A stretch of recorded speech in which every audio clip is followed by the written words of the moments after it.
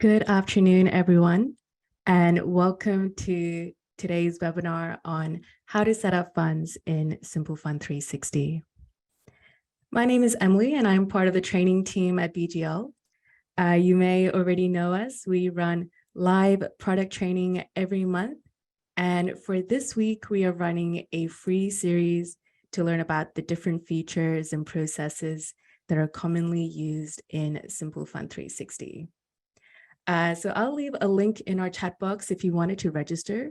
We have almost 2 to 3 webinars running every single day.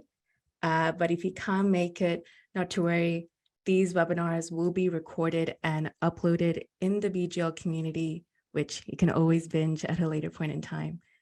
So I've just put the link in the chat box. It is our Simple Fund 360 Education Week. And we are now in our second session with today's webinar on setting up funds. Now, before we get into the content itself, just want to run through some housekeeping. So one thing to note is that all attendees will be on listen-only mode today. But if you do have any questions, please do not hesitate to use the Q&A function, which you can find on the bottom of your Zoom application. So I have here with me my colleagues from the training team, as well as some key players from the client success team and our support team as well. So make the most out of them and ask as many questions as you like. And another thing to note, and I've mentioned this before, but this webinar today will be recorded and it will be made available in the BGL community. And I've just got a slide here as well that includes the link. And just to let you know as well that all registered attendees will also receive a copy of the slides.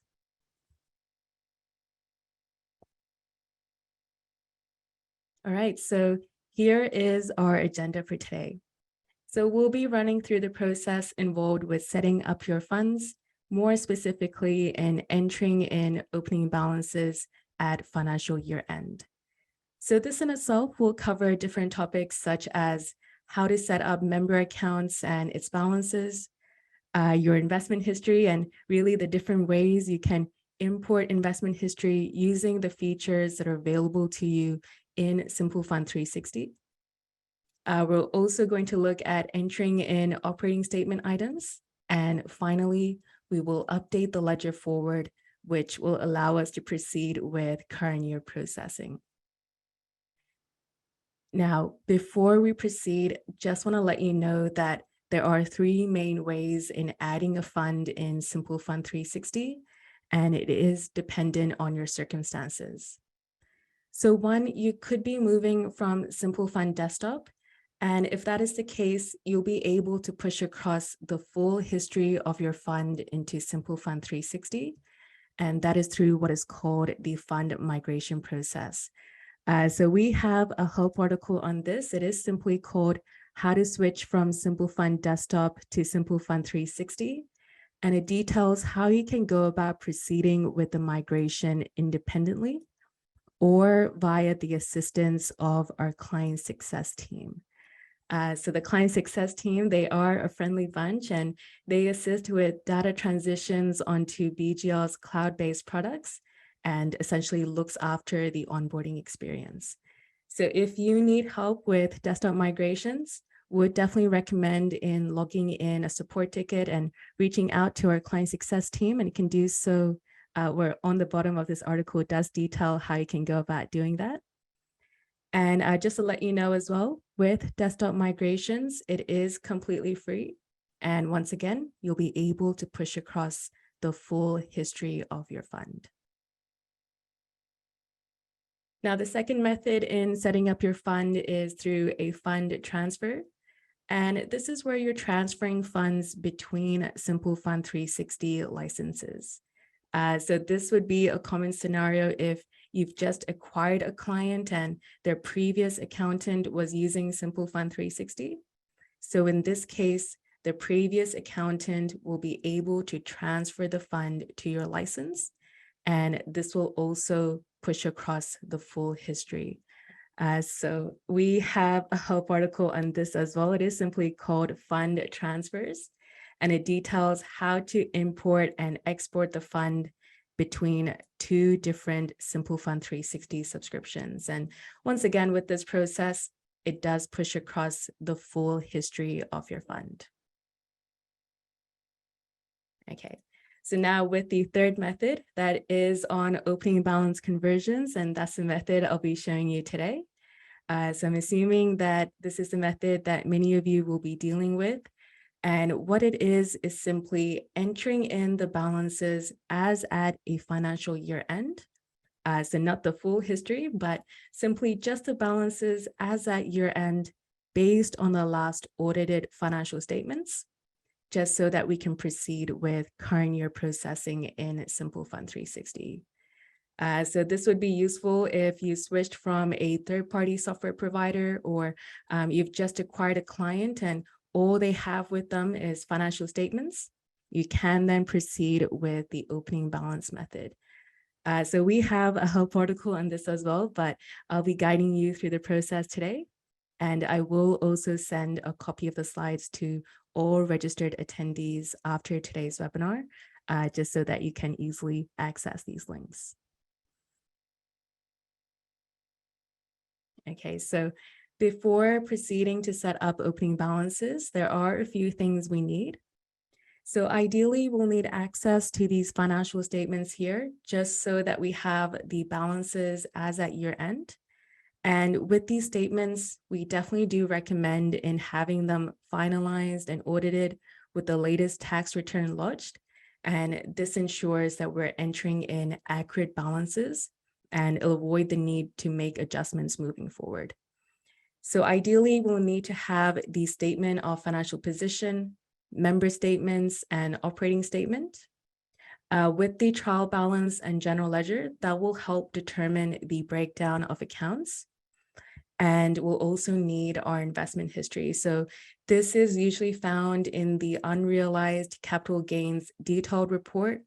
It could also be called the accrued capital gains report, or it might even be recorded in Excel spreadsheets. So as long as you have a record of your investments held with the right cost base, units, contract dates, and market value as at year end, you'll be able to record them accordingly. So I have all of these financial statements. It's been finalized and audited with the latest tax return lodged. So for today's example, I'll be entering in those balances as at 30th of June, 2021. Though in your scenario, it could be a different financial year end, depending on when the fund was last finalized. So I'll demonstrate how to enter in those balances. And once I do, that will enable me to process the 2022 financial year moving forward in Simple Fund 360. All right, so let's make a start then. So I'm here directly in Simple Fund 360, and this is the first screen that you will see when you log in. And you can see here that I have a number of funds already set up. And to set up a fund, I'll need to head to the left-hand side menu, hovering my mouse over Home, and then selecting Entity Setup. From the screen, we'll select our entity type to be SMSF. We're going to use the default badge. So badges essentially control the look and feel of your reports and letter templates. If you haven't seen the badge settings before, simply navigate to settings on the left-hand side, and you'll find badge from the list. So we're just going to use the default settings, and we'll continue on and enter in our SMSF name. And that will automatically generate the entity code, which we can edit to our preference. We can also put in the ABN and TFN. When we're clicking yes, we are entering in opening balances.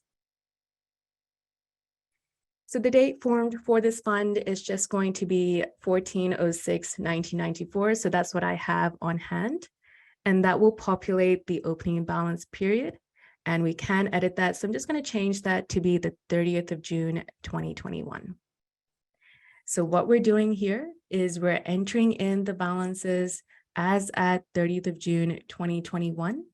And that will enable us to process the 2022 financial year in Simple Fund 360 moving forward. So that is what the system start date is looking at. That is the start of the first active financial year the fund is being processed in Simple Fund 360. Now, looking back at the opening balance period, so we do recommend in having the start date as the date formed and the end date being the financial year end you're entering in those balances. So it is quite a long range, but you will find that it will help with setting up the fund, especially when we consider that the start dates of member accounts and even with investment history, it might date all the way back to when the fund was formed. So I'm happy with those dates. And so I'm just going to go ahead and create SMSF. That's created the fund shell for me and it's prompted me with some options on what we can do next. I'm just going to close out of the screen and we'll just go ahead and enter in our member accounts. And to do so, we'll need to head to member on the left-hand side and select member list. So this screen is where you can manage your member accounts. So to add a member account, we need to head to the right-hand side, clicking on the drop-down for new member account, and then selecting new accumulation member. So it's just important to note that each member in Simple Fund 360 can only have one accumulation account. And you'll find that in order to set up pension accounts as well, we need to start first with a balance in accumulation in order to commence a pension. And I'll show you how to do that shortly, but we'll start first with our first member who is John Jones. I'm simply selecting him from my contacts database. If you haven't created the contact before, you can click on New Contact from the screen and proceed to enter in their basic details. From here, we can edit the member code. And it's just important to note here as well is that once you make a change to the member code and hit save for the member account, that code itself will be locked and uneditable. And the reason behind that is because the system, it's going to generate a list of accounts that will use this member code. And that includes any linked accounts, such as contributions received in the chart of accounts. All right, so just make sure you're happy with that and can continue on. We can enter in the account description, the start date for the account, and the service period start date. Down below, you can enter in any further information. So I've got a death benefit, so I'll just enter that in. And if you like any further information to be added in, you can click on Add Line, put in the field name, the value, and you can choose to show that on the member statements as well. Okay, so we'll just hit save for this member account. So it's then prompted me to enter in opening balances for the member. I'm just going to click no as we have another member to add. So I'm just going to go through the same process and create an accumulation account for Mary Jones as well. There we are. So same process as before, you can edit the member code, put in the start date and the service period start date. So with the service period start date, that is usually the first date the member had received employer contributions. There could be when the member had joined the fund. It is always best to confirm with the fund trustees on that information. There we are. So we'll just hit save for this member account as well. So I'm just going to hit no for entering in opening balances. So we will get into it shortly, I promise you. But before we do that, I just want to show you the chart of accounts because it's quite important. So now heading to accounting on the left-hand side, that's where I can find my chart of accounts. And this is where you'll find all of the default accounts that are automatically set every single time you add in a fund. So these are the accounts that we'll be looking at with entering in our opening balances. It is going to be useful when processing the fund moving forward. And I'm just going to use the search bar on the right-hand side and just search for the member code that we had just created. And this is where you'll find all of the linked accounts that were automatically created when we had set up those members.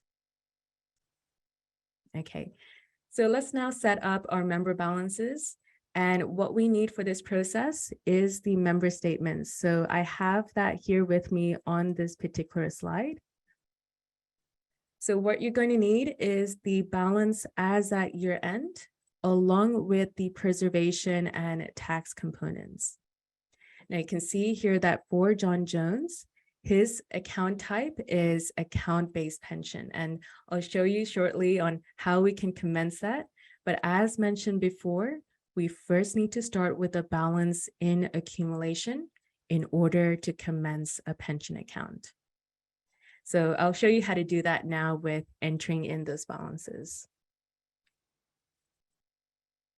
Okay, so now heading to accounting on the left-hand side menu and then selecting transaction list. We'll start posting a transaction. So we'll click on new transaction and then selecting journal. So the transaction is at 30th of June, 2021. It is for our member balances.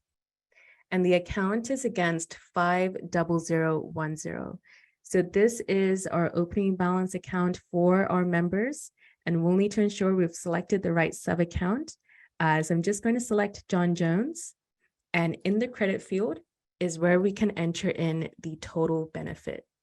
So I have that here with me on my member statements, and in the more details panel, that's where we'll need to ensure we've got the right tax and preservation amounts. And it is important that you have these details right, as it will affect the taxation on future withdrawals from the SMSF. So I'm just grabbing that information from my member statements and entering that in. Now you can see here that automatically the system has selected the double entry to be the member data clearing account. Now we do get questions on which suspense accounts to use. So you can use any of the suspense accounts, which is noted in the 90,000s range. It is just important that once you select one, you have it consistent across all of your balance sheet items. So I might as well just use the 94910 account. So that is our investment movement data clearing account. And I just need to remember to use the same suspense account across all of my balance sheet items. And what's great is that Simple Fund 360s automatically calculated an imbalance for me. And so I can just copy that and paste it into the debit field to balance out the journal. Now, what I might just do is I'll just click on add line, and we can continue on for Mary Jones as well. So we'll post that against 50010 and ensuring we've got the right sub account. And I've got her total benefit here. So I'm just going to paste that into the credit field, and in the more details panel, that's where we'll need to ensure we've got the right tax and preservation amounts. There we are. Okay, so I might just recalculate that imbalance. So the system has automatically done that for me, and I'll just post that against my suspense account to balance out the journal. All right, so we'll hit post then. And so now if I were to now head into my member list, we can see here that we now have a balance for both of our members in accumulation. So we are now ready to commence a pension for John Jones. So now heading to the right-hand side, clicking new member account, and then selecting new pension account. We'll put in the start date to be 30th of June, 2021, as we just want to pick up the balance from the transaction we had just posted. We'll select the account type to be account-based pension, though other pension types are also supported. We can choose to set up a reversionary beneficiary. I'm just going to click no in this case. We can continue on. So this is where we can select the accumulation account, and that is going to pick up the balance that we had posted against or on 30th of June, 2021. So I will show you later on in how we can change that start date as well. Down below, selecting the condition of release, we'll use the full balance and we'll simultaneously seize the accumulation account.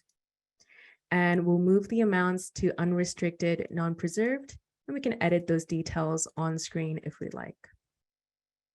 And so down below, we'll just hit save. There we are.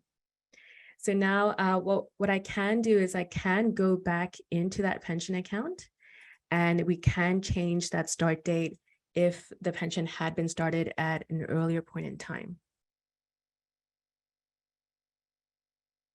There we are. Okay, so we now have our member balances, one in pension and the other in accumulation. So the first part is now done. So now we can go ahead with our investment history. And so what we need for this process is the unrealized capital gains detailed report.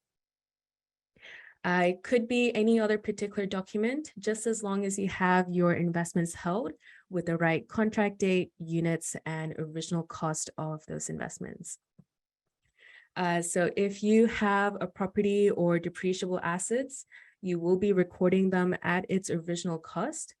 And with accumulated depreciation, it can be recorded as a revaluation entry to bring those assets to its written down value. And within these slides alone, I've put in links to how to set up property accounts and depreciable assets when entering in opening balances. So there are different ways you can set them up depending on how you'd like the assets to show in your reports. So I'll definitely send these slides out so you can access those links and you'll be able to find these articles in the Knowledge Center as well.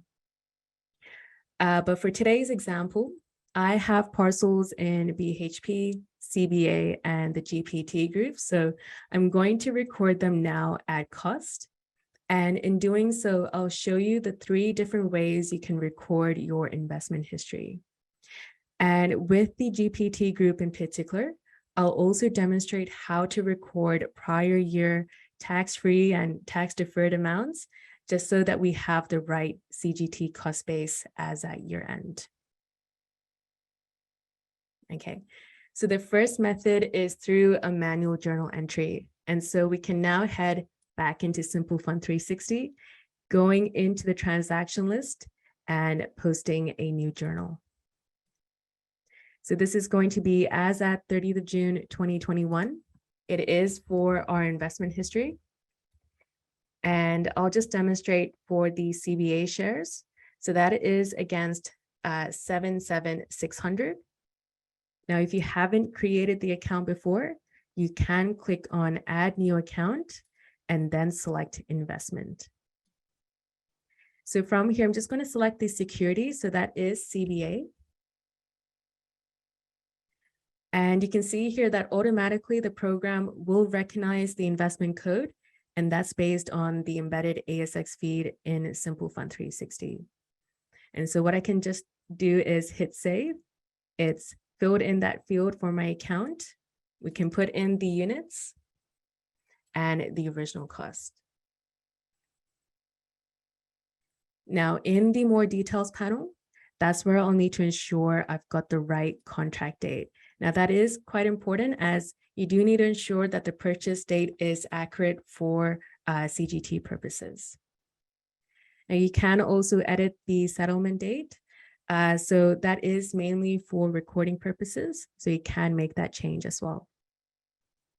Now the double entry, that is against 94910, as once again, we're keeping that suspense account consistent across all of our balance sheet items. There we are. And so now we can hit post. Okay, so that is the first method, by posting a manual journal entry. And the second method is through the SmartDocs CGT function. So you can find that by heading to accounting on the left-hand side and then selecting SmartDocs CGT. From the screen, we'll just click on manually enter investment data. So with this function, it is very similar to the transaction list, but it is used to mainly record your investments held for opening balance purposes. So for example, we can select the investment code, and I'm just going to select 78200 GPT group. If you haven't created the account before, you can click on Add New Account. And so we can proceed to enter in those details. So we've got the transaction date, the contract date, which we need to ensure is accurate, as well as the units and the original cost of the investments. We can also adjust the description, settlement date, and add any notional gains if it applies. We can then click on Add Parcel to add any other purchase parcels with this investment or any revaluation entries as well. So we're just going to click on that, as that's going to be important to bring the value of our investments to market value as at year end. So we'll just put the transaction to 30th of June, 2021. And that's just going to be a debit in my case, as I'm looking to bring this investment upward. So I will also show you how to do this as a manual journal entry later on for our revaluations. Now, what's cool about the screen is that you can also add any prior year tax-free, tax-deferred, or any AMIT amounts. You can do so by selecting distribution and then selecting add parcel. So I'll just post one as at 30th of June, 2021, and I've got a tax-deferred amount as well as a tax-free amount. Okay. Now you can see here that on the top right-hand side, there is an invalid transaction of 1, and those invalid transactions will be highlighted in red. So that is for my distribution. So I'm just missing a record date, so I'll just need to enter that in. And once done, that red highlight will be removed. And so on the top right-hand side, invalid transactions is 0, and we need to ensure that it is 0 before creating. And so we'll just go ahead and create on the right-hand side.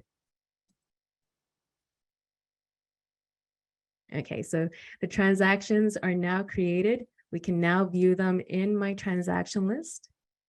And so those are the transactions right there. So we've got the investment purchase, the revaluation entry, as well as the distributions.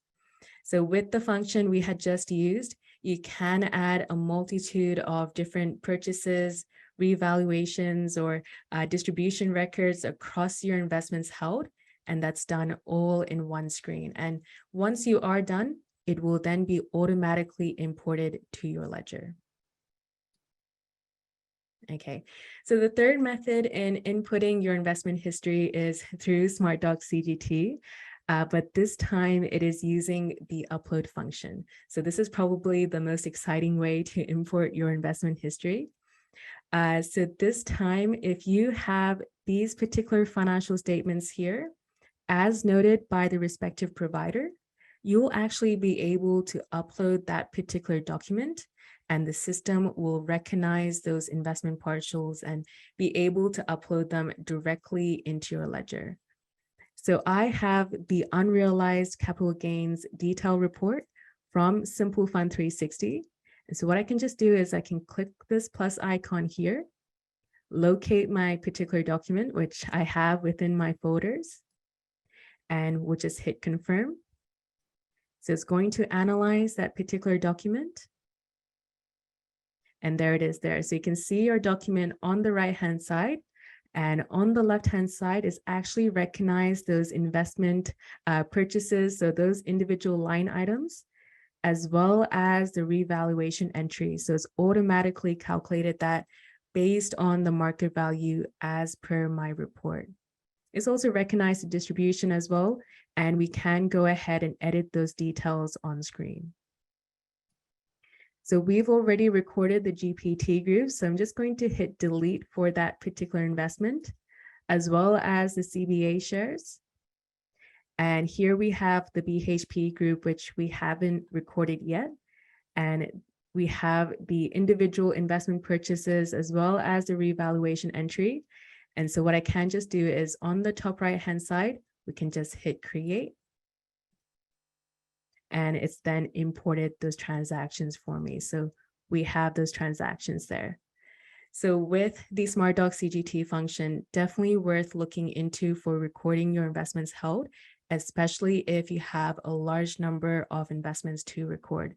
Just worth noting that it is only supported for those particular financial reports as noted on this particular screen. Okay, so the next step is to manually revalue our investments held. And this is important as we do need to bring our investments to market value as at year end. Now, just important to note that it is only required when entering in opening balances, as once opening balances are done, you'll find that automatically the system will revalue these investments daily, and that is using the integrated ASX and UUT data feeds. And just to let you know as well, we've recently made an update and there are now daily market prices available for supported cryptocurrencies. So you'll also have that under your current subscription as well if you are dealing with crypto. So what we need is the unrealized capital gains detail report. It could also be the investment summary report. And what you need to ensure is that you've got the market value as at year end. And so we can then subtract the cost from the market value to determine whether to revalue the investment up or down.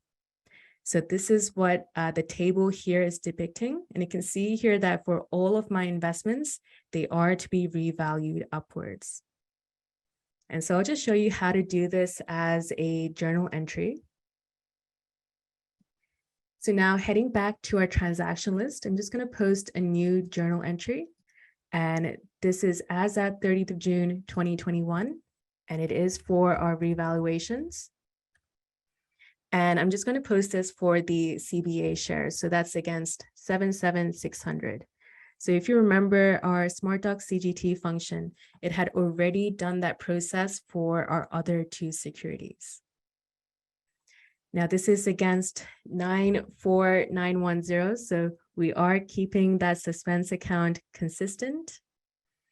And we're going to leave the units as blank. So that is to let the system know that we are triggering a revaluation.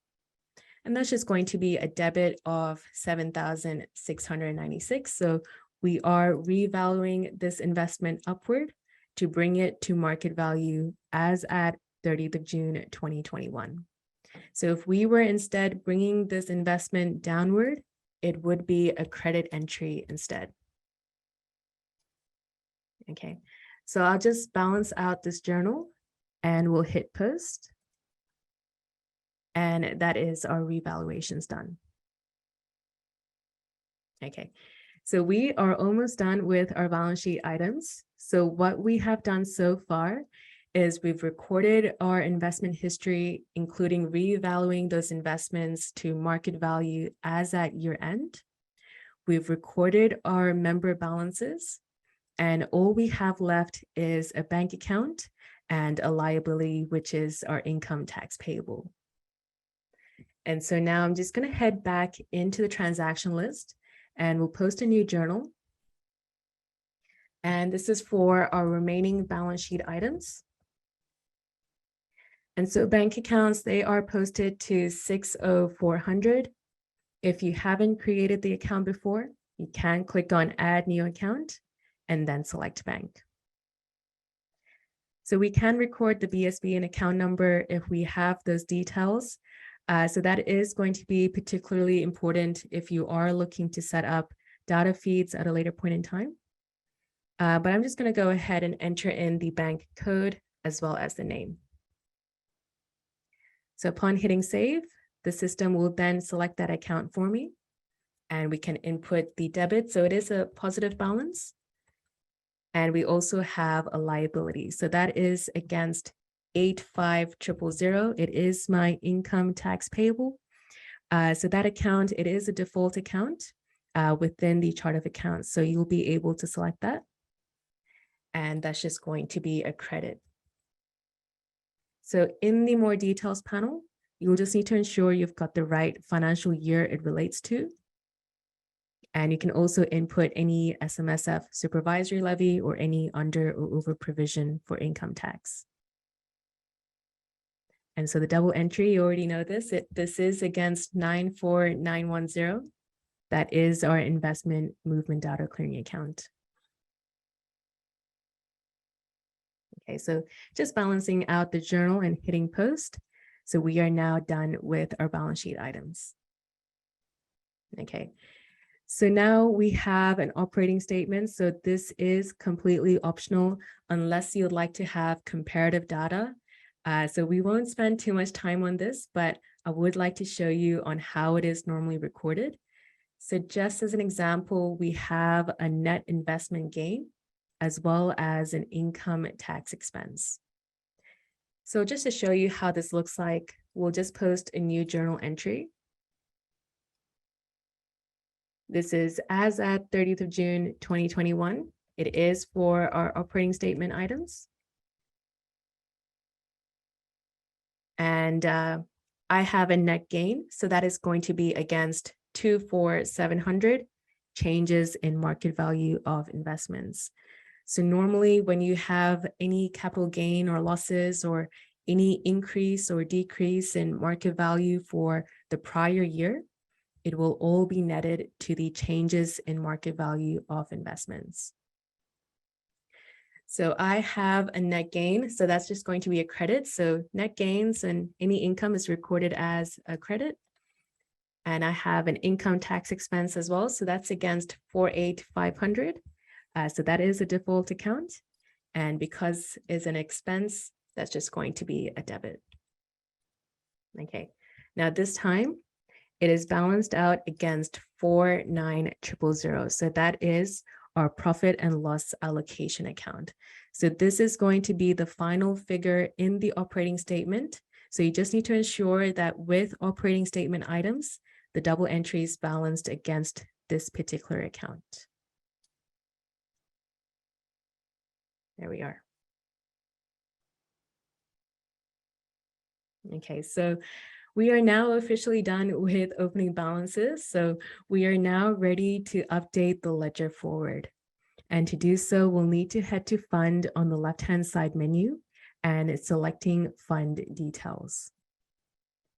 So under financial year, we're ready to move the fund to the next year, which is from the 1st of July, 2021 to 30th of June, 2022. So we are now ready to process the 2022 financial year. So just important that once you are done with opening balances, to roll the fund forward manually from the fund details screen. So don't create entries after opening balances are done. It is done manually.